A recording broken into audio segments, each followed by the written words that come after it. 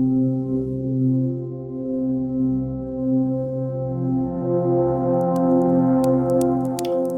now, just look who came back to visit. Pull up that old stool and set a spell. Granny's got the kettle hot, and tonight's tea is a little rainy, a little strange, and a whole lot unexpected. You know, teaching a teenager to drive is scary enough, but add a ghost to the mix? Well, baby, you better buckle up. Tonight's story's got a cemetery, a storm, and a woman that wasn't quite there. Yes, it's time again for Granny B's bedtime stories, or even driving lessons come with unexpected passengers.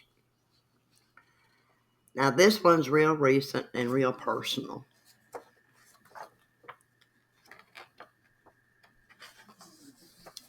You see, when my youngest grandson turned 16, we all agreed it was time for him to start learning to drive.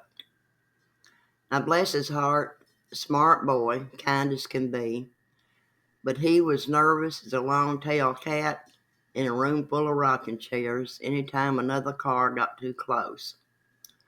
So I figured I'd get clever. I said, let's take you out to the big cemetery. Now, don't give me that look, sugar. This wasn't some spooky old graveyard with crooked stones and shadows. This was a modern cemetery.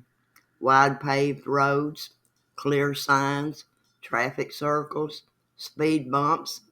Heck, it had better markings than half the county. We'd gone out there a few times already, just working on turns and parking and keeping calm behind the wheel. He was getting real confident. So one overcast day with a light drizzle just starting to fall, I said, let's practice driving in the rain. We headed out to the cemetery, pulled in. Everything's going smooth. He's doing real well. I was real proud of him. His turns were clean. His braking was gentle. He even smiled a little. And then he slammed on the brakes so hard I just about bit my tongue. I said, Lord have mercy, boy, what are you trying to do, kill us? He was pale, shaking, hands still tight on the wheel.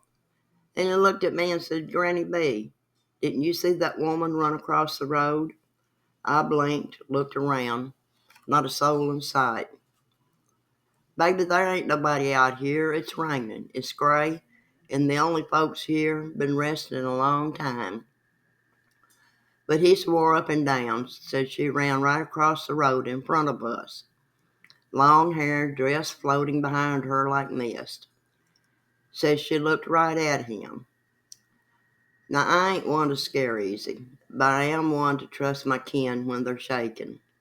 And sugar, he was shaking. I got him out of the driver's seat, and we switched places right then and there. He wouldn't say another word the whole ride home. Didn't even ask him to stop for his usual milkshake on the way back.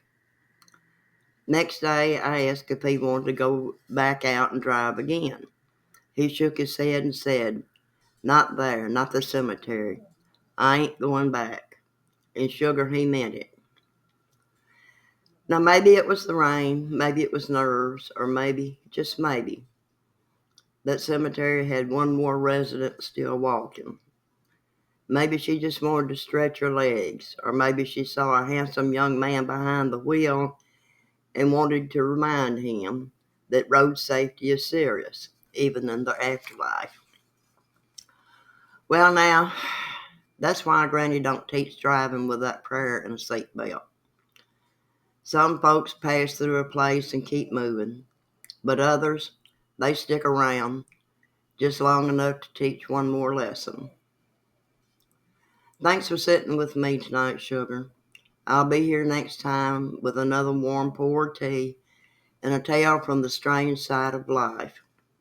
But till then, drive safe, keep your eyes on the road, and if you see someone running through a cemetery on a rainy day, maybe just don't stop.